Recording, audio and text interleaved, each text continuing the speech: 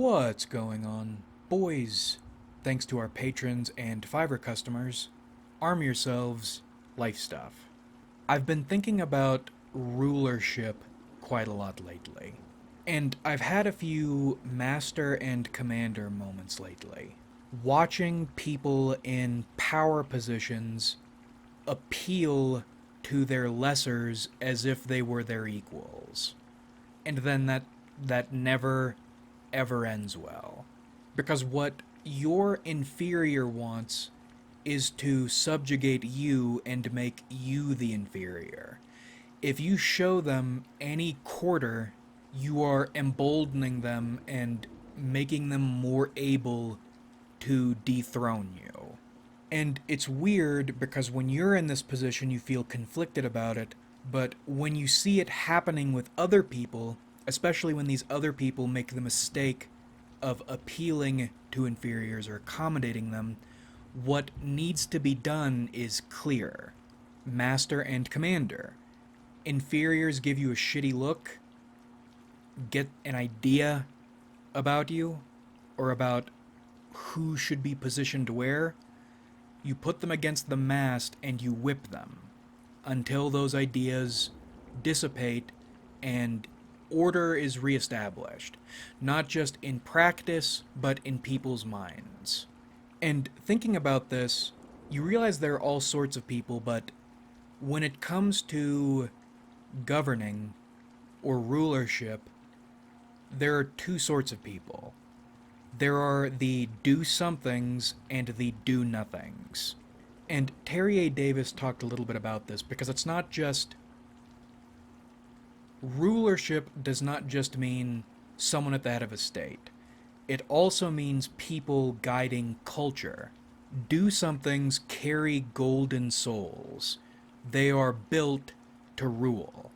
They create or introduce to people anything worth doing, any thought worth thinking, any pastime worth enjoying, any technology worth using, any field worth studying.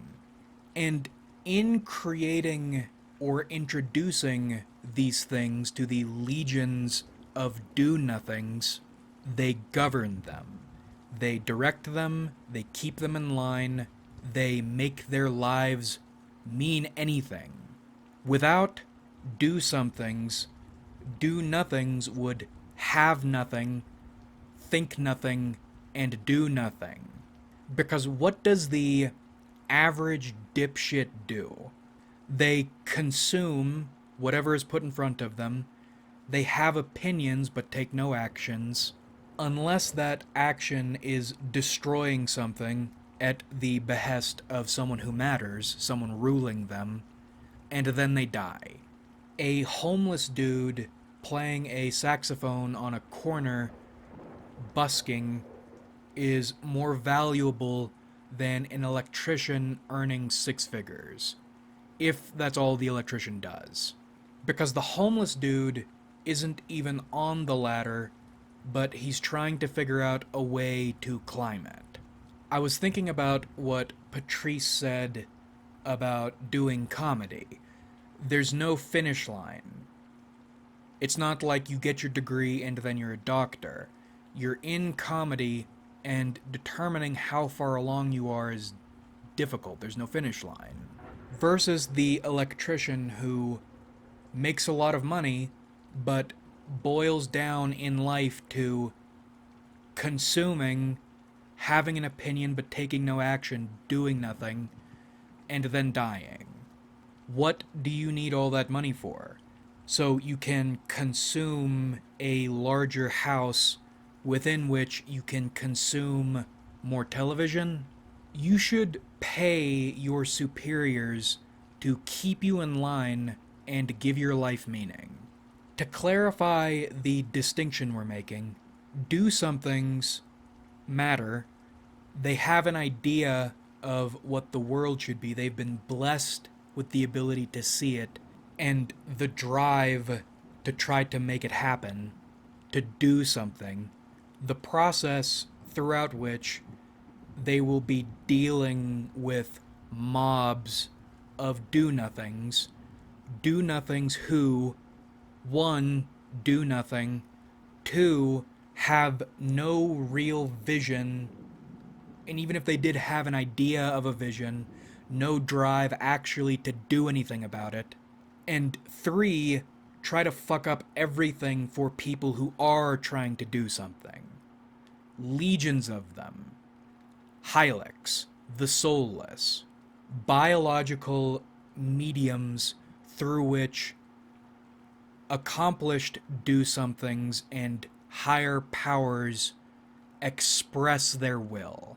Now, royal souls not born to rulership face a difficult climb up a mountain because the path to reach the peak is not clear.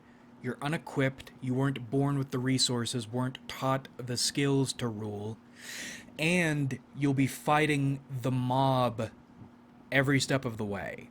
And when you do finally reach the peak, reach the helm of the ship, there is almost certainly some dickhead standing in your spot.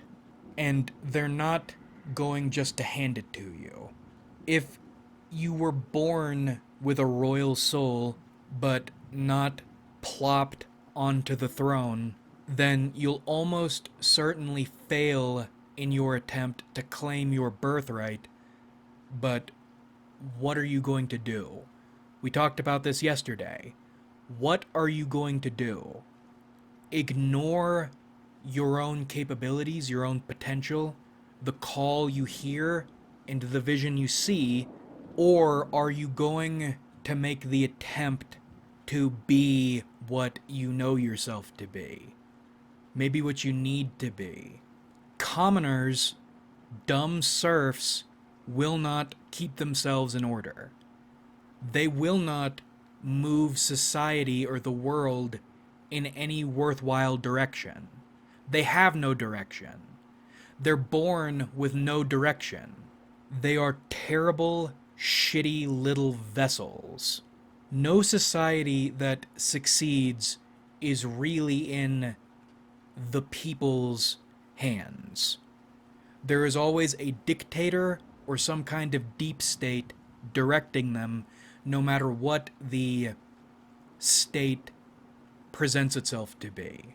If people were capable of keeping themselves in line and treating each other decently, we would live in an anarcho-pacifist utopia.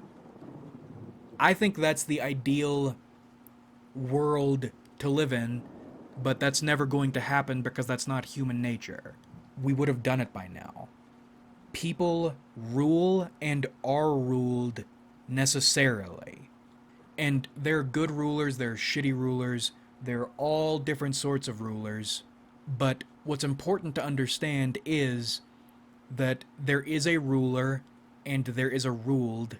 And if you don't want to be ruled by a shitty ruler or by a shitty mob that will inevitably destroy itself, then you need to start doing, and you need to understand if you're going in that direction, there aren't equals.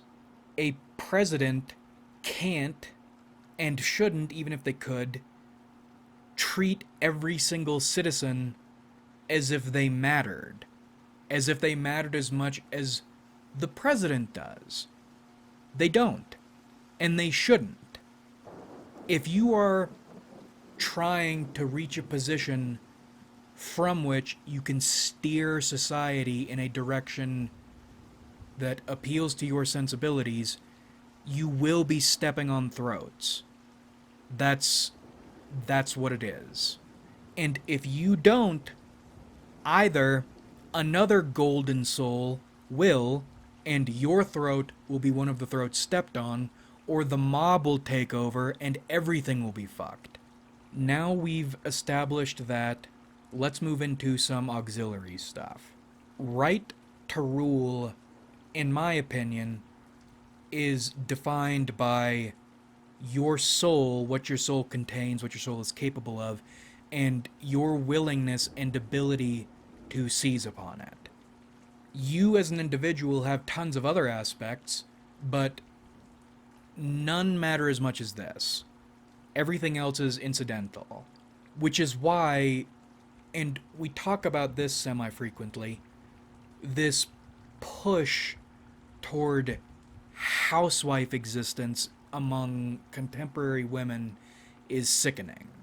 Now, being a housewife is not a terrible existence or a shameful existence, but you sometimes meet women with golden souls who, through a mixture of fear, programming, and what is presented as an easy and safe out, which it isn't, focus all their energy on becoming a servant to some mook they think will save them from the scary world and will answer their call for them. And that's not what's going to happen. You're going to throw away your power and forfeit your ability to develop power, and then you're still going to get destroyed by the cruel world, and you'll end up incapable of answering this call you hear, you feel, and are afraid of. Some, maybe even many, maybe even most, do nothing women will be perfect housewives. The perfect existence for them. But if you feel the call, nothing you do will get you away from it. And if you run long enough, you'll end up in a position you still feel it, you still see what needs to be done, but now you are too weak, too beaten even to try. And it's going to torment you your entire life. And this applies to men too, but this be a housewife thing has been picking up steam lately. And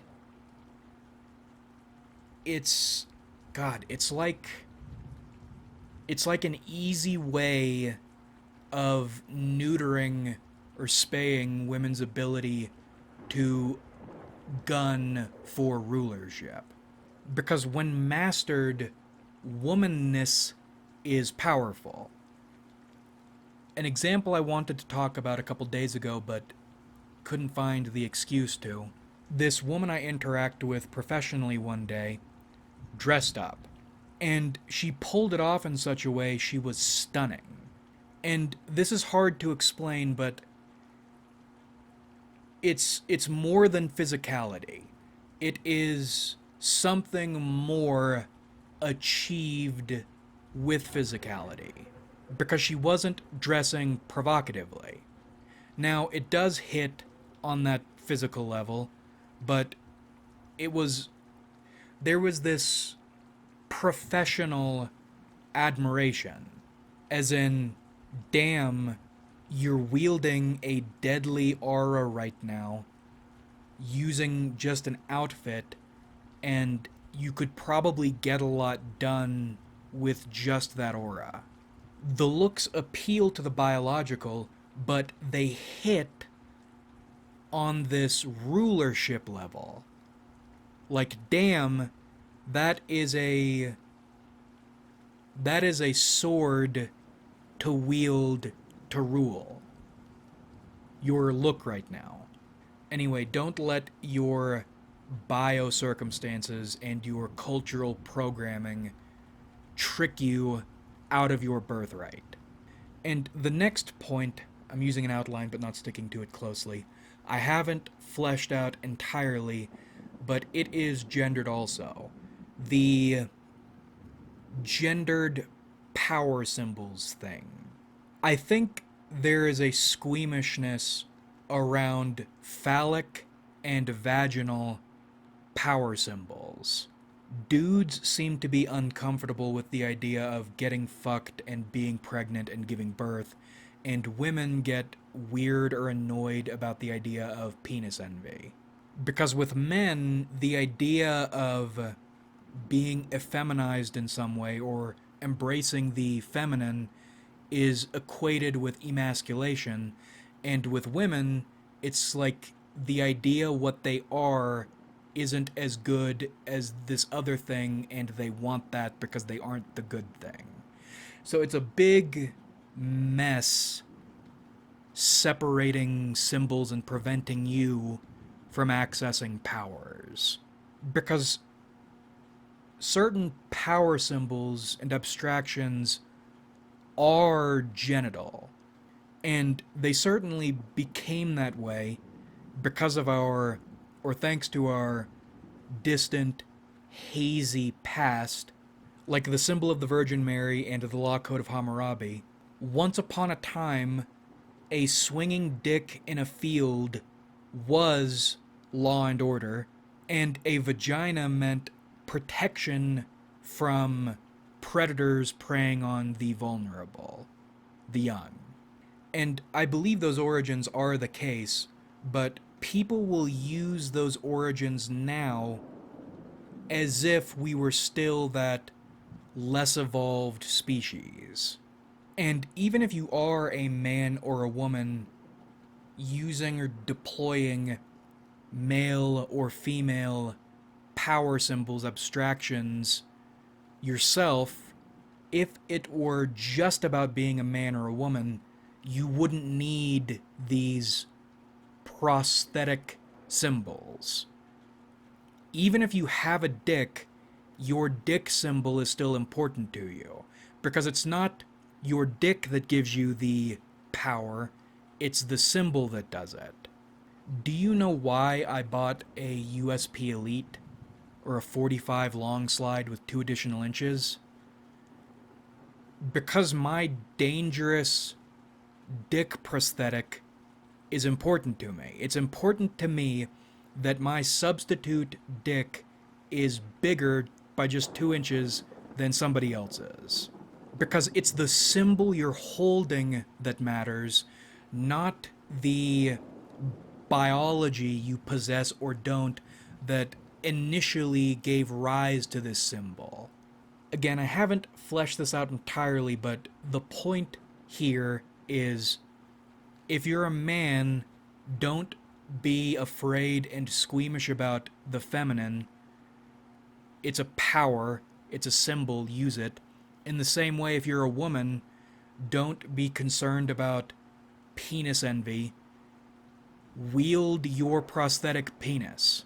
The powers that be, the great culture, will deploy all sorts of dumb, weird bullshit to trick you out of accessing every power you have at your disposal by thinking you shouldn't do it or that you don't have it.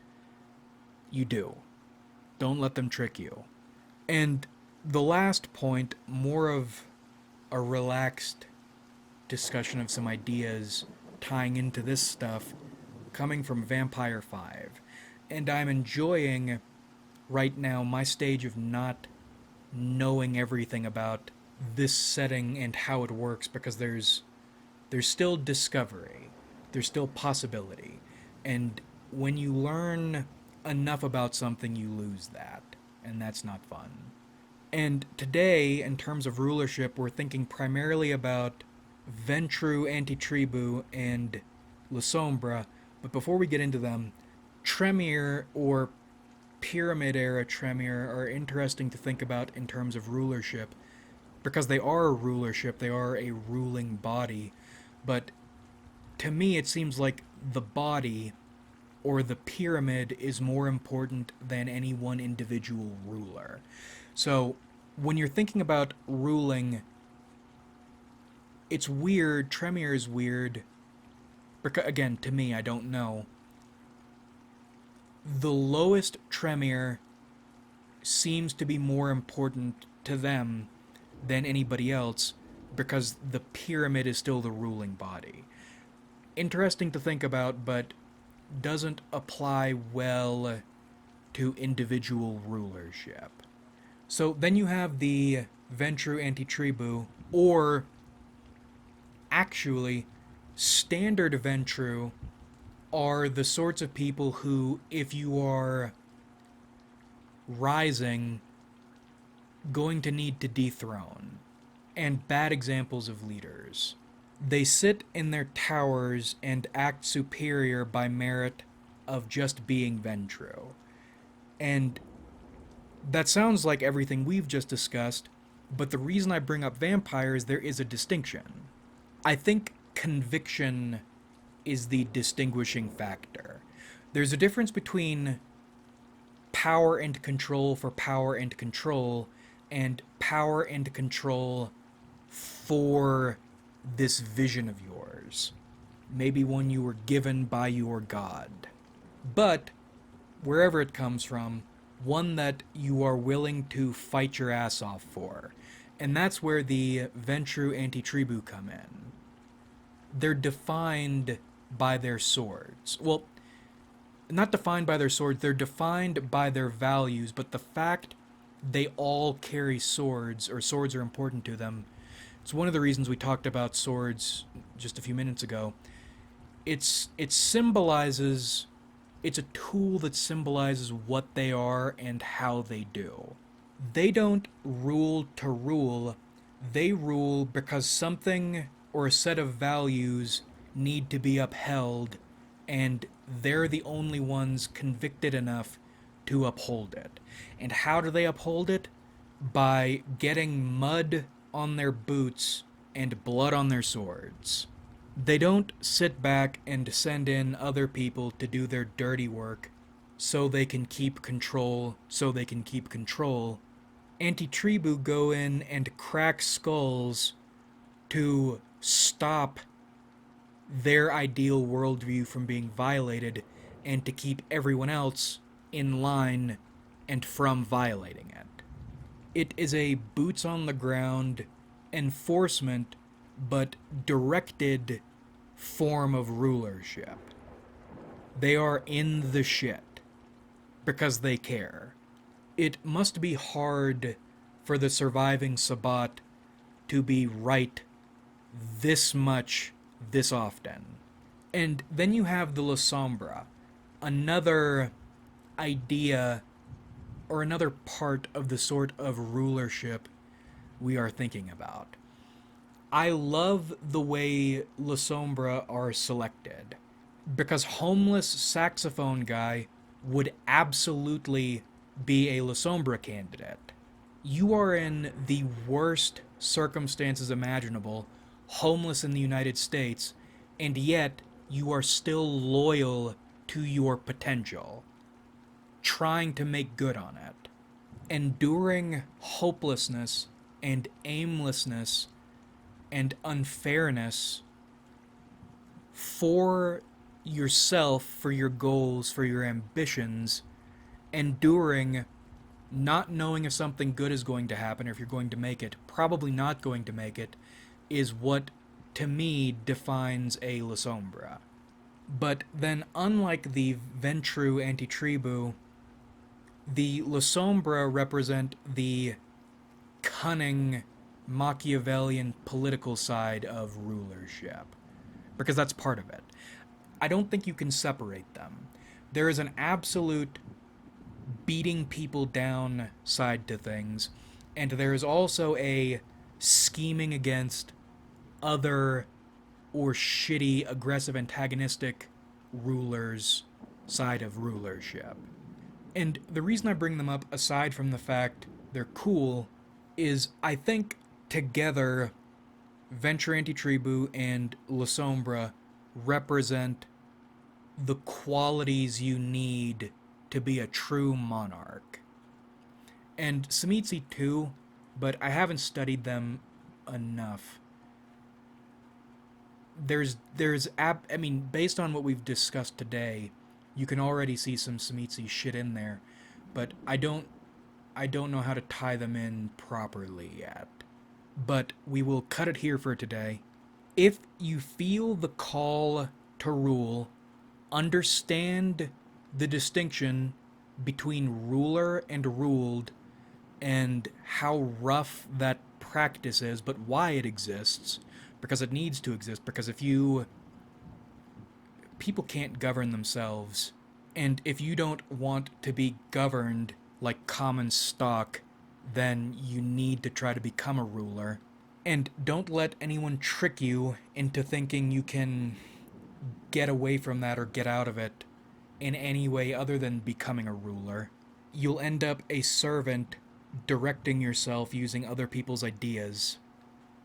Anything but what your own soul is telling you. And I should say, you might end up in a servant self directing role, but you'll never silence that call to rule, that call to get out, to get above. And when you decide to answer that call to take your birthright from the world, brace yourself. It's going to be brutal and long, and you're probably going to fail. But once again, what else are you going to do? There are no other satisfying options. And you'll need to use everything at your disposal to get there. Don't get squeamish. Or try to work through the squeamishness. Like if you enjoyed, subscribe if you haven't.